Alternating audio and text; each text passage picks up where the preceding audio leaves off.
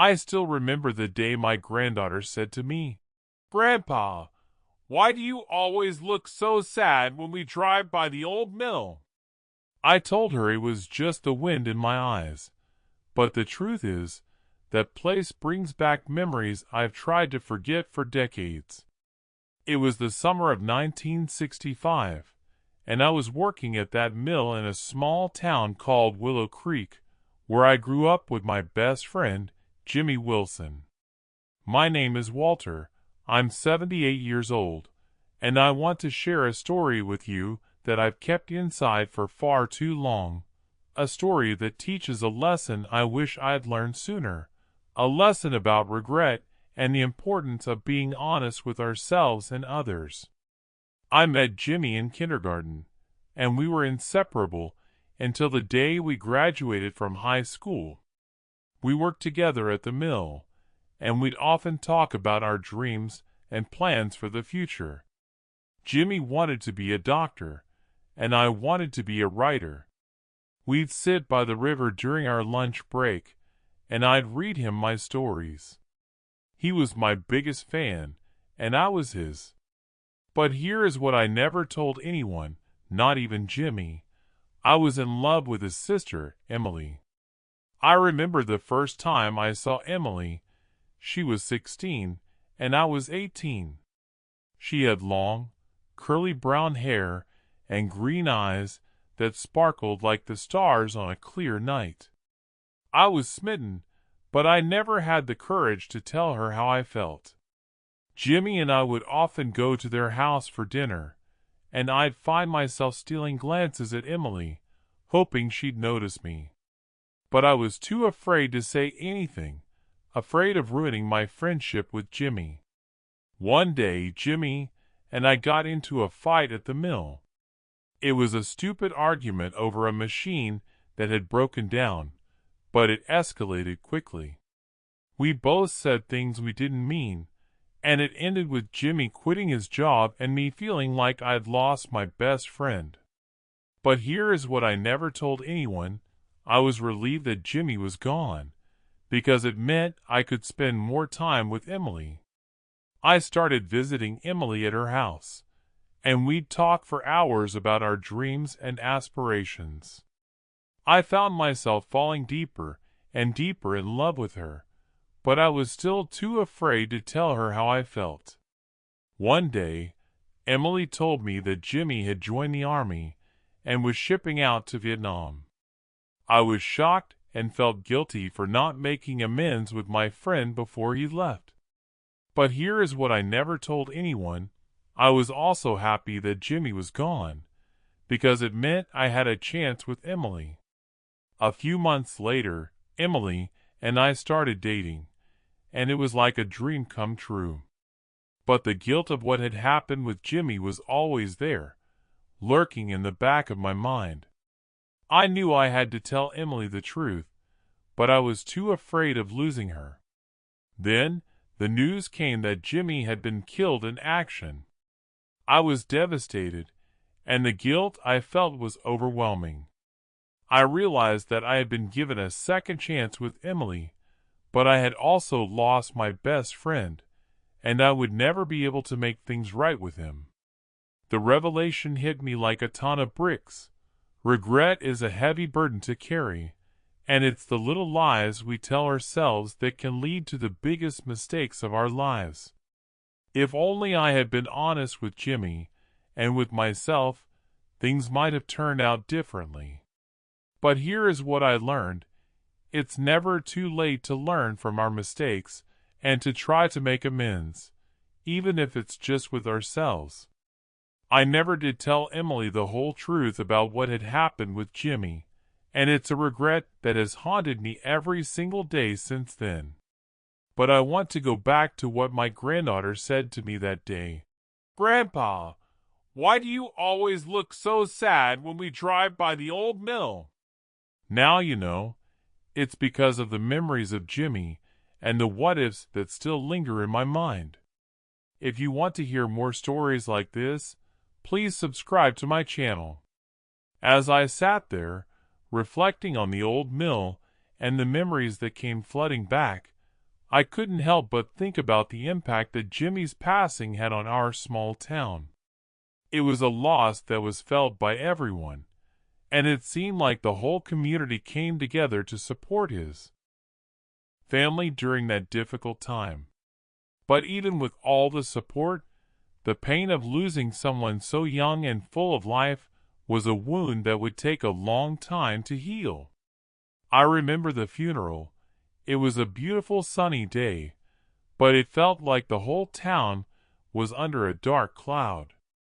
Everyone was there, all of Jimmy's friends, family, and even people who just knew him from around town.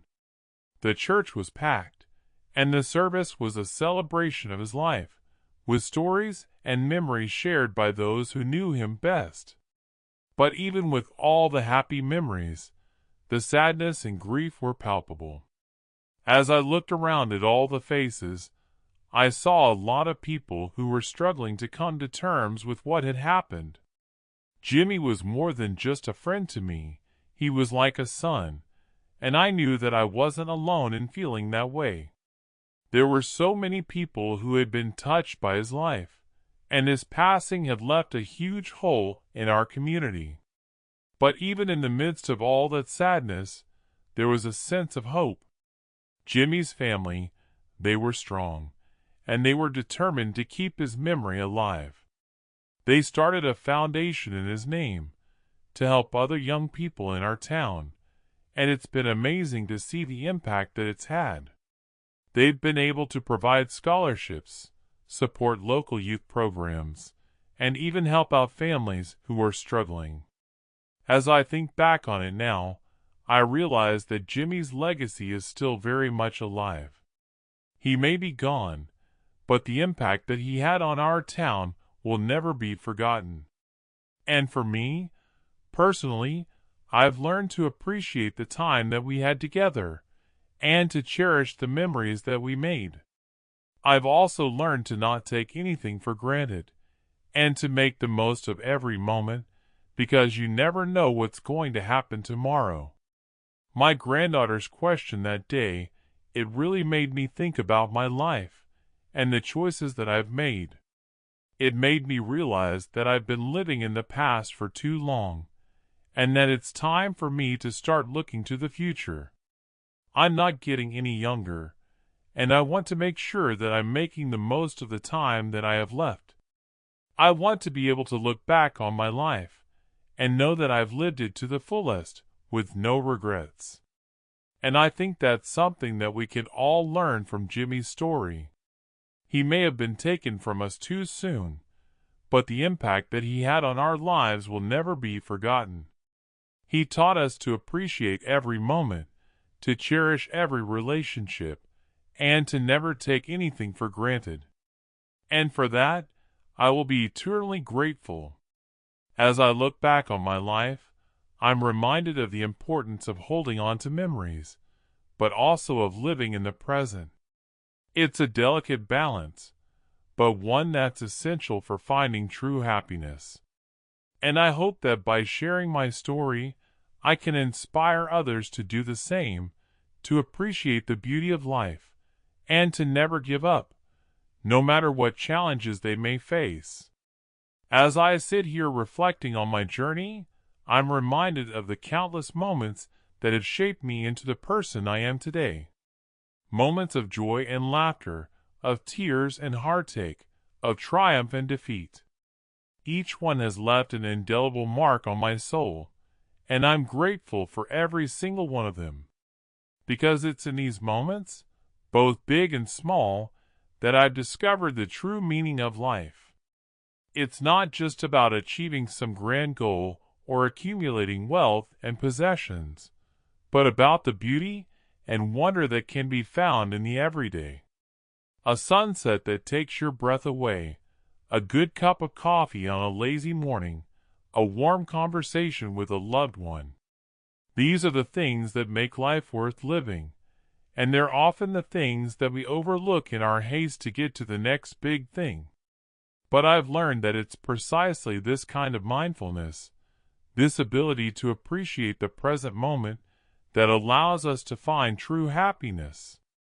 When we're able to let go of our worries about the future and our regrets about the past, we can tap into a sense of peace and contentment that's always available to us.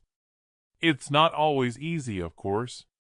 Life has a way of throwing us curveballs, and it's natural to get caught up in our fears and doubts. But I've found that when I'm able to stay grounded in the present, I'm better able to navigate even the toughest challenges. I'm more resilient, more compassionate, and more at peace. And I think that's what I hope to pass on to others through my story. I hope that by sharing my struggles and my triumphs, I can inspire others to approach life with a sense of curiosity and wonder. To remind them that it's okay to not have all the answers, and that it's okay to stumble and fall. Because it's in those moments of vulnerability and uncertainty that we often discover our greatest strengths and our most profound growth. So I want to encourage anyone who's listening to take a deep breath, to let go of their fears and doubts, and to simply be present in this moment. To feel the sensation of their feet on the ground, the sound of their breath in their body, and the beat of their heart in their chest. Because when we're able to tap into this sense of presence, we open ourselves up to a world of possibility and potential. We become more fully alive, more fully engaged, and more fully ourselves. And that's when the magic happens. That's when we're able to connect with others on a deeper level, to find meaning and purpose in our lives, and to experience the kind of happiness and fulfillment that we all deserve. So let's make a commitment to ourselves to live in the present, to appreciate the beauty of life, and to never give up on our dreams.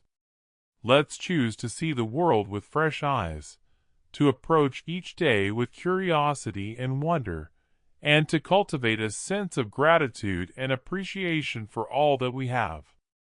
Because when we do, I promise you that anything is possible.